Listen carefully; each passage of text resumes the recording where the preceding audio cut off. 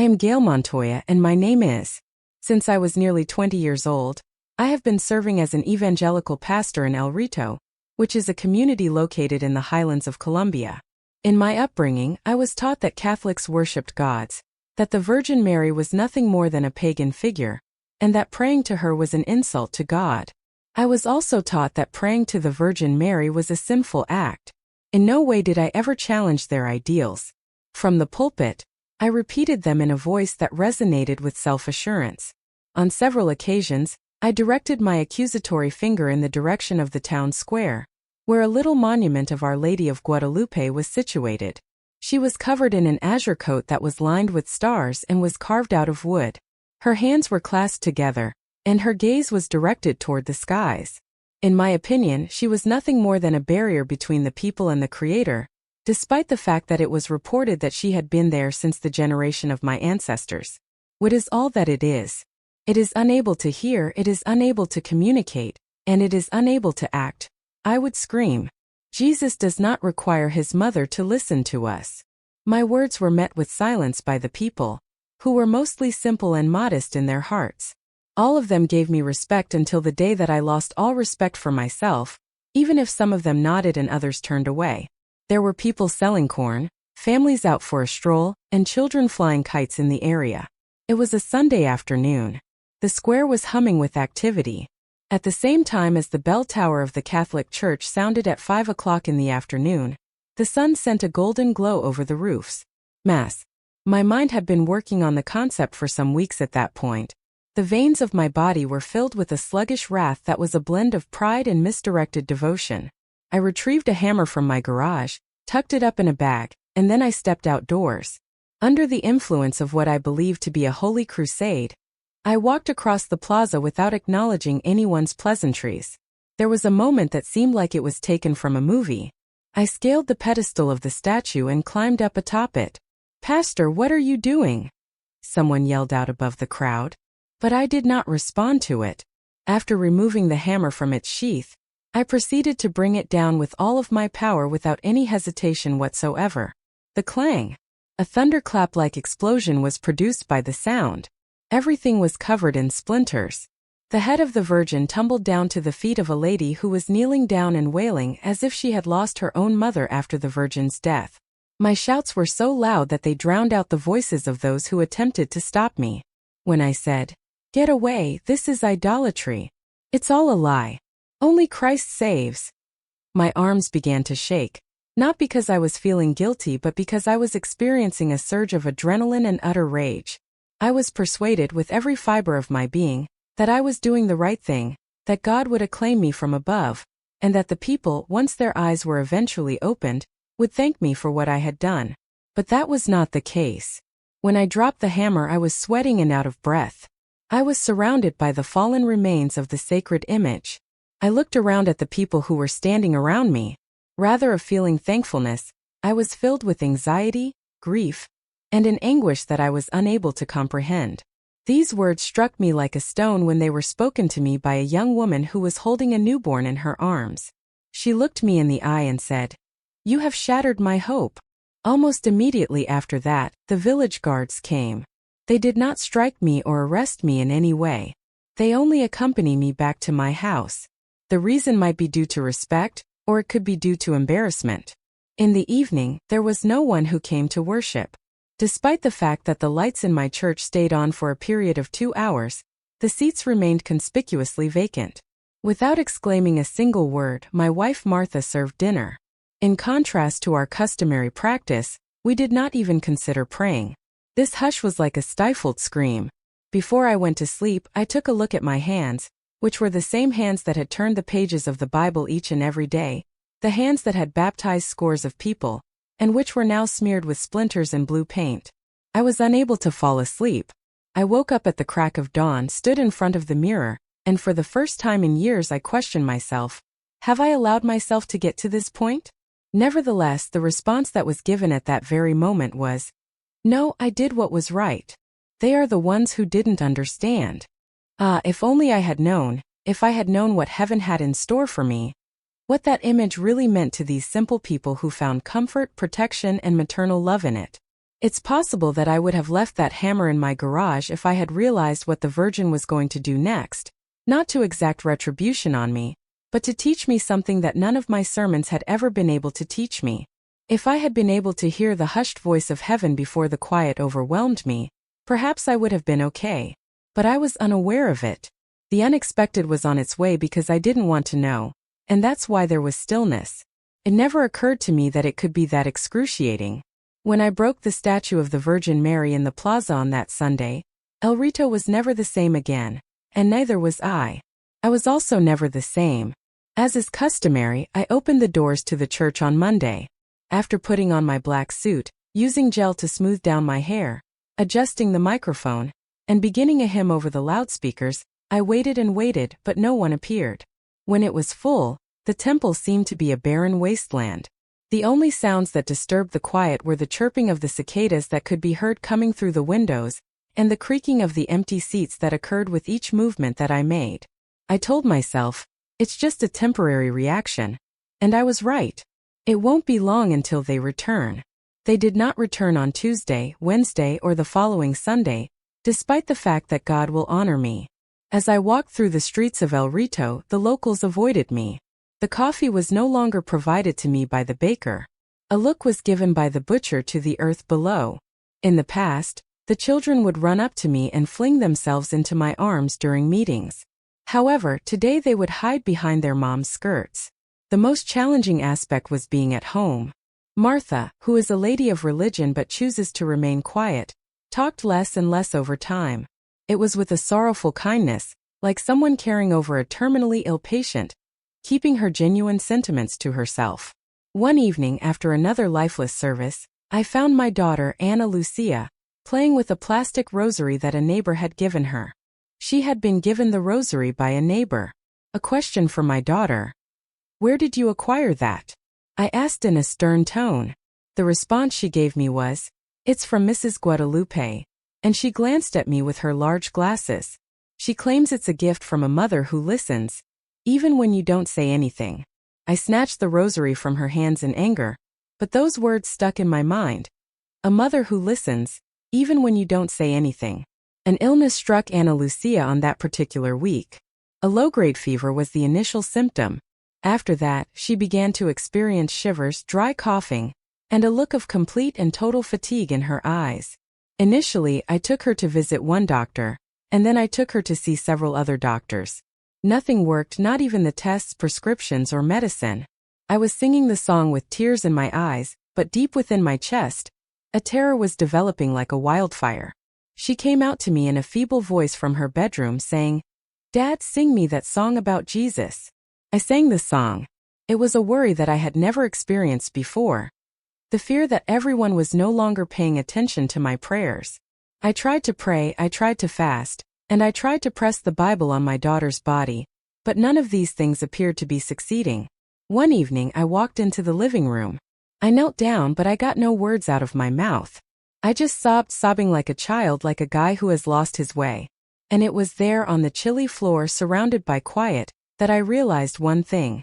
It was not the people who had abandoned me. The reason why heaven had become silent was not because of the malice of God, but rather because pride is a deafening force for the spirit. I couldn't confess it just yet, but a voice within me said, "You didn't destroy a statue. You destroyed the hope of a people." At that same moment, I recalled a particular aspect that I had scoffed at in the past. As I walked around the plaza, I noticed that elderly women were kneeling in front of the statue of the Virgin Mary, muttering prayers. Their hands were shaking, but their eyes were calm. I mistook it for a sign of weakness, but it may have been something far more significant, something that I had never comprehended. Ana Lucia's condition continued to deteriorate over the course of the following several days. Her temperature continued to rise. Her madness began, and she began shouting out names that I was unfamiliar with.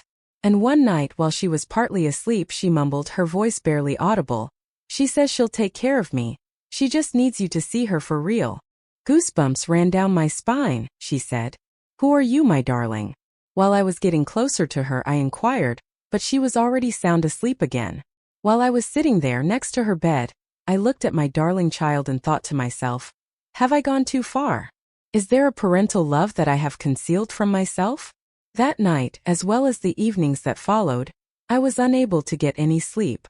Memories from my childhood came flooding back. My grandmother lighting candles in front of a painting of the Virgin Mary. My own mother before she died, taking my hand and whispering, "Never deny the mother of Jesus." But I had denied her with fury, with a hammer, with pride. And now everything was dark and silent. It was as if the sky itself was waiting for something from me. But what? And it was in this void that the unexpected began to manifest itself. The days were long, the nights endless. I no longer knew if it was Sunday or Wednesday morning or the middle of the night. I simply lived between my daughter's bedside and God's silence. Ana Lucia was still burning with fever. She was covered in cold sweat. Her eyes were lost in the ceiling as if she could see things beyond my reach. The doctor had been clear. If the fever didn't break, her brain could be damaged. I heard those words as a sentence, but the most painful thing was my helplessness. I, who for years had repeated, "God hears me," could barely pray. And when I did, my words seemed to bounce off the ceiling. That night, exhausted, I fell asleep on the sofa. It was a strange, heavy sleep, and that's when something happened. In my dream, I was in a desolate field. The sky was gray, the trees were dry, and an icy wind was blowing. I walked aimlessly, calling Ana Lucia, but only the echo of my own voice answered me. Suddenly, at the top of a hill, I saw a soft light. A woman was standing there. She was wearing a blue coat that danced in the wind and a pink dress. Her bare feet touched the ground as if she were floating. Her eyes? There was something about her eyes that disarmed me. It wasn't judgment, it was compassion. She didn't say anything. She simply stretched out her arm and pointed to something. I followed her gesture and saw, there on the ground, the pieces of the statue I had destroyed myself. The cracked head, the broken hands, and the stars on the coat covered in dust. I felt my throat tighten. I tried to explain, to say that I only wanted to defend the faith, protect the truth, and obey the scriptures. But she remained silent, looking at me with a mixture of sadness and tenderness. Then she walked towards me, touched my forehead with her fingers, and said in a voice so soft it sounded like the wind, "My son is waiting for you, but first you must understand a mother's heart." I woke up with a start, covered in sweat. The clock read 3:03 a.m. I went to Ana Lucia's room. She was sleeping peacefully for the first time in days, without trembling or fever. I sat down beside her in silence, trying to understand. The image of that woman was still vivid in my mind. And what troubled me most was that even though she hadn't said her name, I knew exactly who she was. It was her, the one I had denied, the one I had insulted, the one whose image I had shattered in front of simple, faithful people who only wanted to be loved. It was Mary, the mother of Jesus, the mother I had never let in.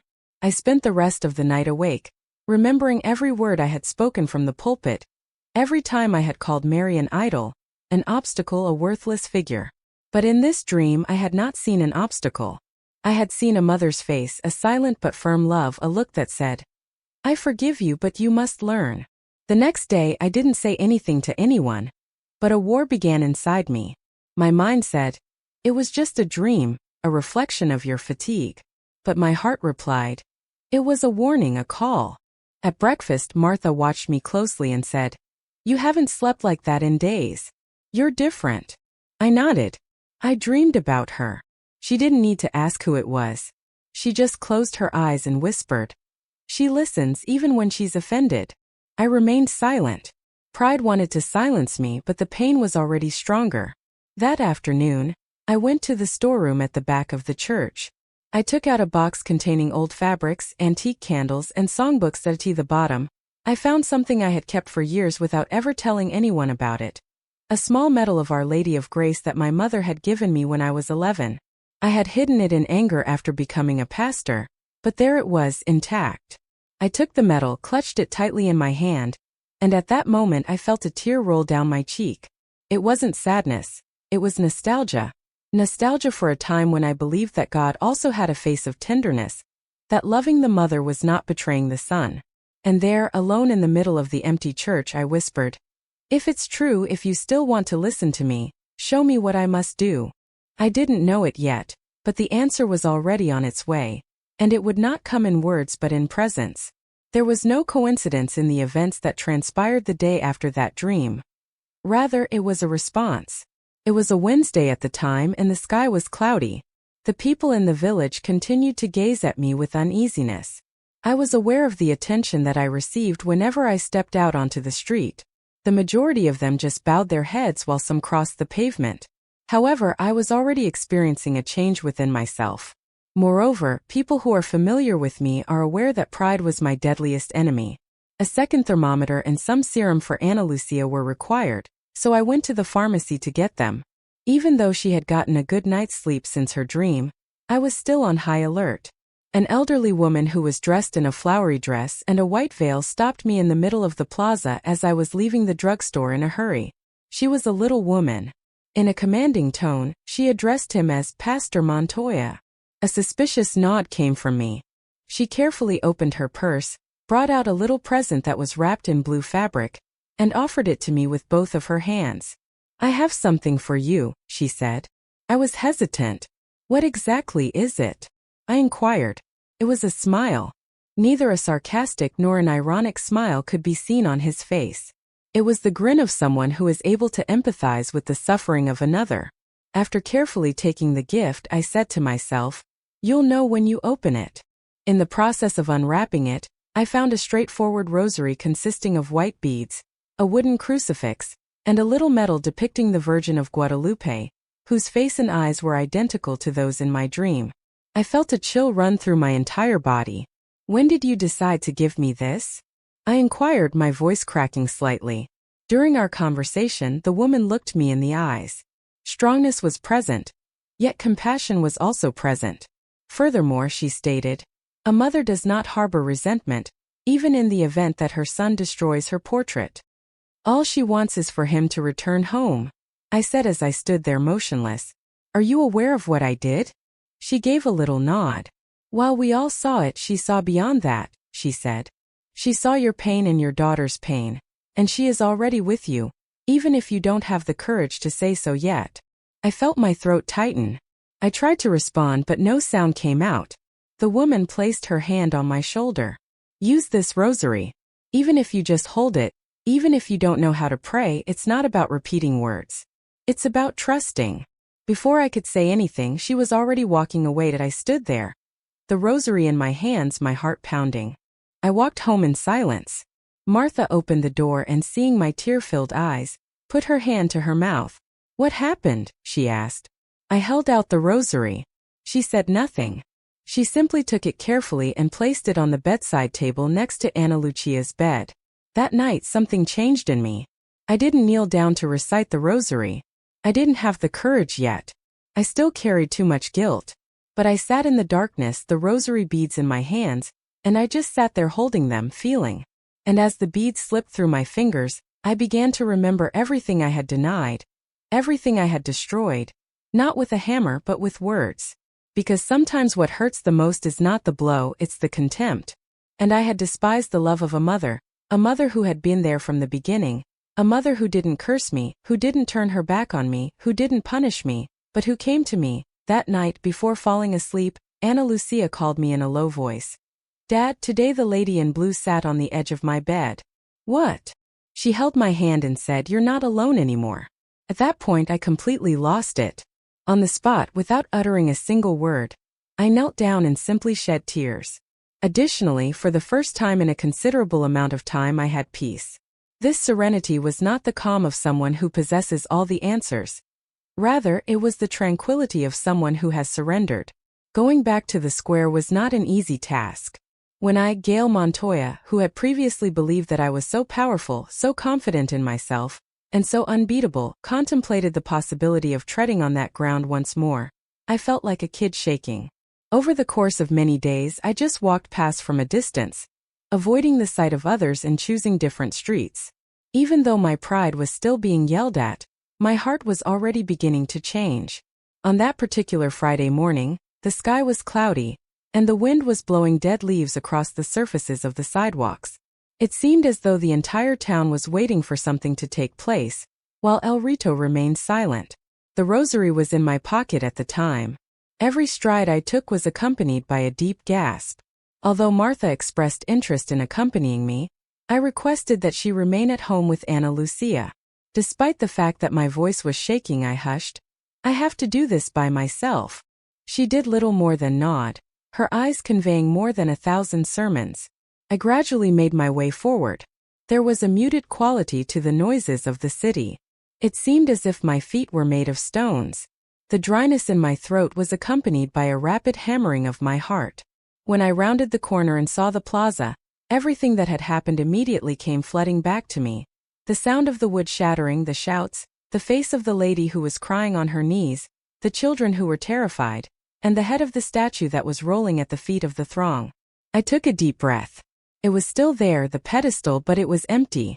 Despite the fact that the remnants of the picture had been collected, the void that existed within the town continued to be like an open wound in its very essence. Even though there were just a few people in the plaza, the sound of murmurs began as soon as they caught sight of me. It's him, the pastor has returned. Is there something more that he is planning to destroy? But I had nothing in my hands except flowers. Yes, I had brought flowers, daisies and white lilies, the same ones my mother used to place at the foot of the image of the Virgin when I was a child. That I approached the pedestal. I could feel the stares burning into my back, but I didn't look at anyone. I hadn't come there to talk to the people. I had come to talk to heaven. I knelt down slowly, my knees touching the ground, right where the fragments of my arrogance had fallen one day. I closed my eyes and with the rosary in my hand I whispered. I didn't understand. I did not accept her. I attacked something that I am not familiar with. And still the lady sought me out. Tears started to fall from my eyes. When I realized that I was no longer the pastor in a suit delivering angry sermons, I didn't care who was watching since I was no longer in that position. I believed I was defending God when I said, I was just a son who needed to ask his mother for forgiveness. However, today I realize that I may see things differently. His position was never filled by the lady. She was only pointing to him with her heart. I laid the flowers at the foot of the pedestal. I touched the ground with my forehead and remained there, silent, defeated. Suddenly I heard footsteps behind me, several of them. I opened my eyes slowly and turned my head. A group of women, veiled ladies, some with rosaries in their hands, were approaching. They came silently. One of them, the same one who had given me the rosary, knelt down beside me. Without a word she reached out and took my hand. Then others knelt down too. Some began to pray softly. Others simply wept. There was no accusation or reproach, just a presence.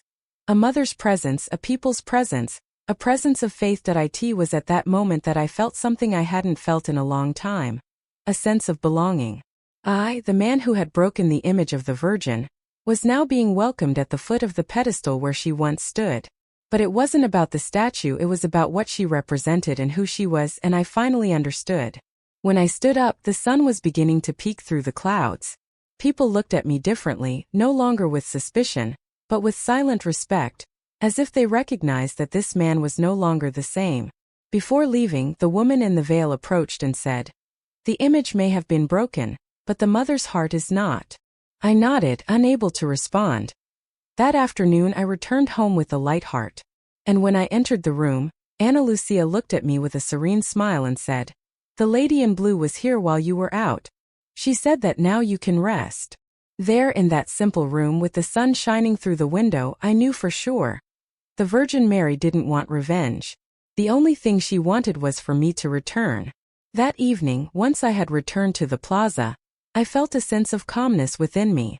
However, it was a strange stillness in comparison to the one that had been tormenting me for several weeks. I had dinner with Martha for the first time in days without tears in my eyes and without fear knotting my throat. I said to her. It was not the silence of guilt, it was the silence of peace. When she grabbed my hand and placed it on the table, she whispered, "You've come back a different man." I shook my head in agreement because she was absolutely correct. There was still one solution that was lacking despite the fact that something had changed. However, the miracle had not yet occurred. Ana Lucia was sound sleeping. Although the fever had subsided, we could still see signs of exhaustion on her frail face. She had a lot of dreams, and she whispered things that I couldn't make sense of. At times she would grin when she was sleeping. There were moments when she seemed to be searching for someone by reaching out into the emptiness. The sound of a whisper awoke me in the middle of the night, and it was Daddy. I hurried to her chamber. On her bed, she was seated with her eyes wide open, her face calm and unruffled, and she did not appear to be sweating or shaking. "Hello, sweetheart. How are you doing?" I inquired in a tone that was trembling. I went down next to her and she nodded, and then she added, "The lady told me it was time to go back." She stated this in a strong voice, as if she had never been sick before. "Dearest woman, what are you saying?" A grin appeared on her face as she stared up at the ceiling. The woman dressed in blue. Her nickname for me was Little Flower. During the time that you were on the plaza, she reportedly brought me into her arms. The moment she remarked, "You have at long last found your way," my heart paused for a moment. "Have you seen her presently?" She motioned with her head. "She comes to see me every single night. Nevertheless, she is going to rest now since Daddy understands," and I was unable to contain my emotions after hearing that. I provided my daughter with a bear embrace. It wasn't a fever that made her body warm. Rather, it was with the warmth of life. In addition to her eyes blazing brightly and her heart pounding quickly, her voice remained the same as it had been before she became ill. Quickly, I roused Martha from her sleep. As soon as she walked into the room, she immediately dropped to her knees upon seeing her daughter sitting there with her eyes wide open. In silence, she sobbed, her hands covering her face as she did so. After that, she moved closer, reached out and gently caressed Ana Lucia's cheek and hushed. "Thank you, Mother." It was a night in which we did not sleep. We remained there, the three of us, sitting on the bed, holding hands, and having the sensation that paradise had descended into that room during our time there. It was not possible to see any remarkable indications, nor was there any lightning or angelic choirs. Nevertheless, what took place was more significant than any miraculous occurrence. This was a kind, thoughtful, and genuine sentiment. I brought Ana Lucia to the doctor the following day. It was Mary, the mother of Jesus, who entered our family in a quiet manner. She did not come as a judge, but rather as an intercessor. She did not come as a symbol, but rather as a presence. The examinations were carried out, and the findings were obtained. Everything appeared to be in its usual state, as if nothing had occurred. As he glanced at me, the doctor appeared perplexed. "The preacher." I am at a loss for words to describe it. I smiled, but I didn't say anything since what had happened could not be explained by medical. Rather, it could only be explained by faith. Her body is as if she had never been sick. While we were on our way home, we made a halt in the plaza where everything had started. Ana Lucia suddenly leaped out of the vehicle. She appeared to have lost weight, as if her spirit had also been restored. Martha approached her and placed a little container of flowers next to her. She then stooped down and murmured in a quiet voice, "Thank you, little mother."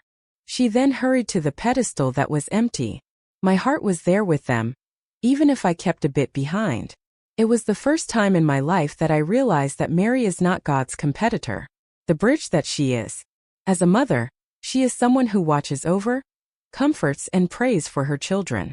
When the rest of the world is silent, she is a hug that comes to you. She is a welcome silence. And if my daughter was healed, if my soul was rebuilt, and if my heart learned to listen again, it is because my mother forgave me and because she showed me what it meant to love without expecting anything in return. The word conversion has always had a great deal of significance for me.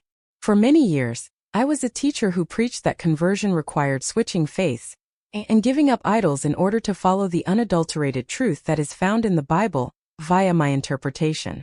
I was under the impression that all I needed to do to be saved was to abandon my Catholic faith and take a seat in the seats of my church. However, at this point in time, I was experiencing something very different. It wasn't a change in label. Rather, it was a revolution that took place in my heart unnoticed. In the wake of Ana Lucia's recovery, my own spirit started to recover as well.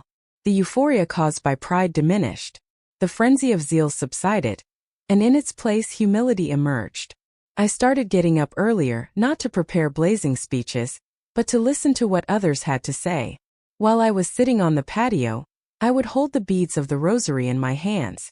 Despite the fact that I was not familiar with the appropriate way to pray, I would let my fingers flow over the beads. Every single bead was a recollection, and every mystery was a scar that had been graced. I continued to pay a visit to the same individuals that I had previously faced. These individuals included Dona Mercedes, whom I had humiliated in public, and Don Alfredo, who had shed tears when he witnessed the picture being destroyed. My visit was to them. It was not with words that I had prepared that I asked for forgiveness. Rather, it was with my eyes, with gestures, and with tears that were genuine.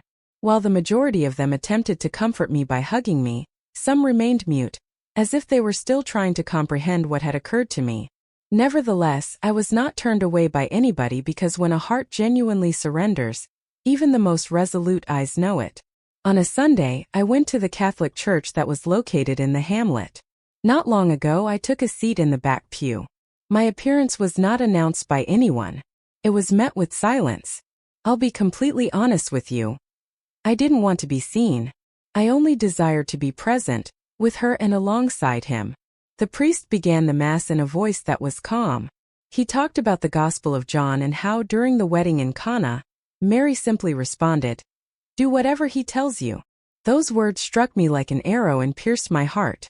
Mary did not beg to be worshipped, nor did she want a monument. Rather, she simply pointed to her son. Do whatever he tells you. It was there on that wooden seat, amid the lighted candles and the names of the faithful who remained unidentified, that I realized the magnitude of her accomplishments.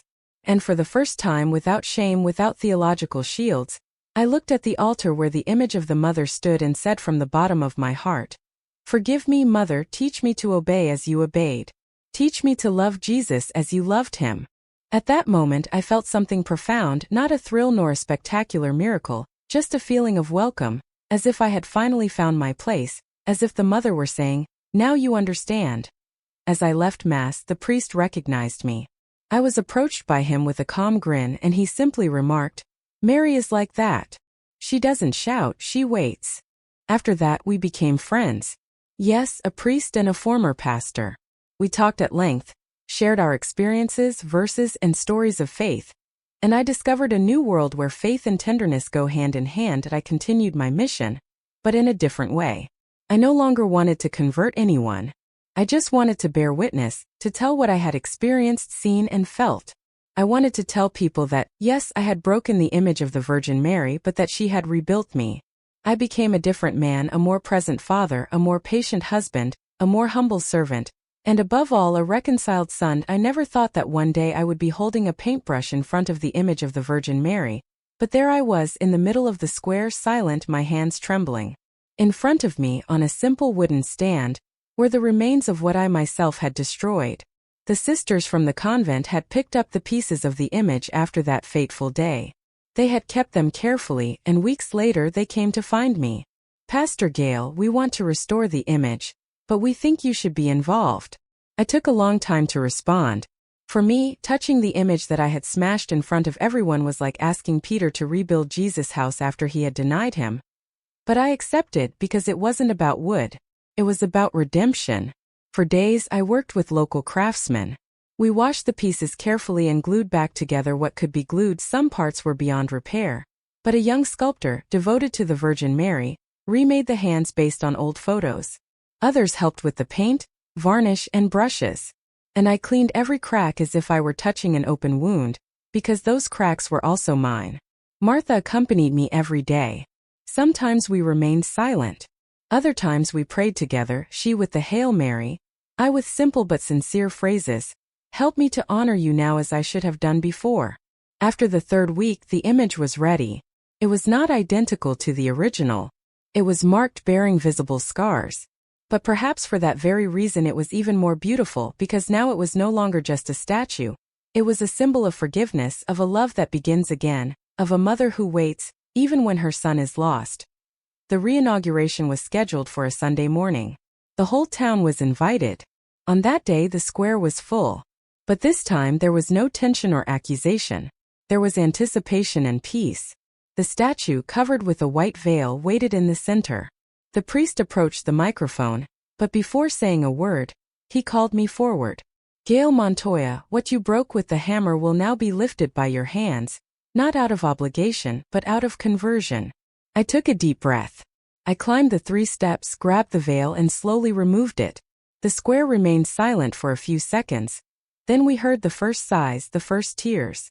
There she was, the Virgin of Guadalupe, this time with her hands remade by other hands, with an even more tender gaze, with discreet but visible cracks, as if to say, even broken, I remain a mother. I stepped down from the pedestal, my eyes filled with tears. I knelt down where I stood, not to appear pious, but because my legs would not hold me up. The crowd followed me. That morning was not just an event. It was a silent Eucharist, a communion of hearts, a celebration of what heaven can do when we stop resisting. After the ceremony, many approached me to hug me. Now yes, Pastor. Now you speak with your heart. The image is beautiful. But what has changed the most is you. The mother does not hold a grudge. I went home with a light heart. Ana Lucia was waiting for me at the door with a bouquet of daisies. Dad, today she smiled in heaven. I felt it. I took my daughter in my arms, kissed her forehead, and there, under the warm El Rito sun, I understood, what had been broken was not just an image.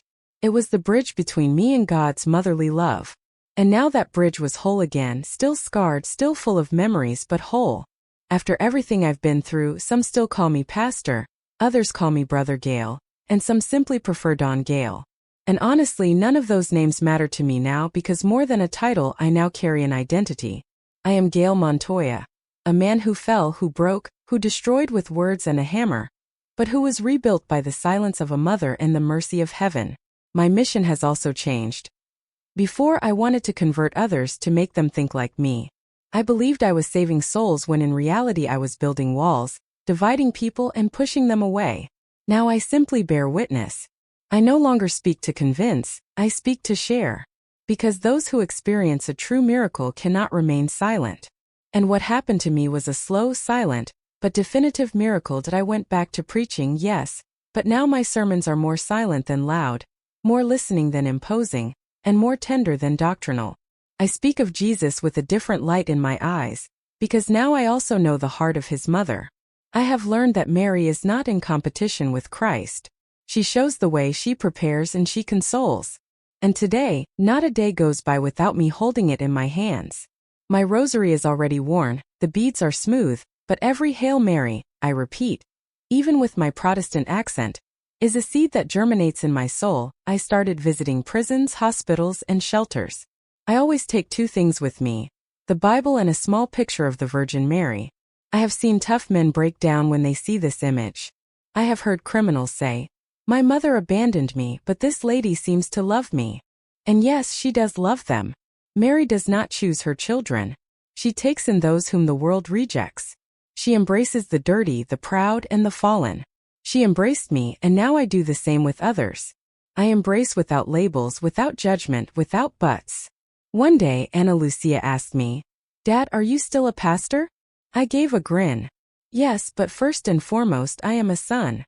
She glanced at me, pondered for a bit, and then added, so you're Jesus' brother and the lady in blue's grandson.